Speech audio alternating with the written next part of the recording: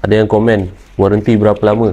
Bateri i5 capacity ni ada 3 bulan warranty. Kalau ada apa isu, korang terus je kontak Anand Computer Handphone, akan hantar bateri yang baru kat korang. Korang tak perlu nak keluarkan apa-apa kos untuk kita post bateri yang baru.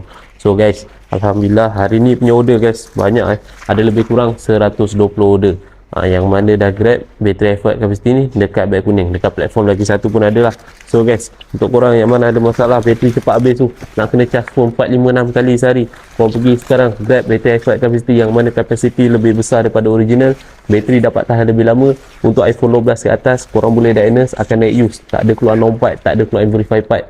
Okay, bateri health ada untuk semua model. Review pun dah banyak, dah terjual sebanyak 4,000 unit lebih dekat TikTok Shop saja, nak dekat 5,000 unit dah.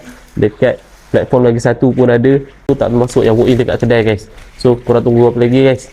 Banyak ni guys, pergi grab sekarang. Ada free shipping, ada discount, terus check out. Bye bye.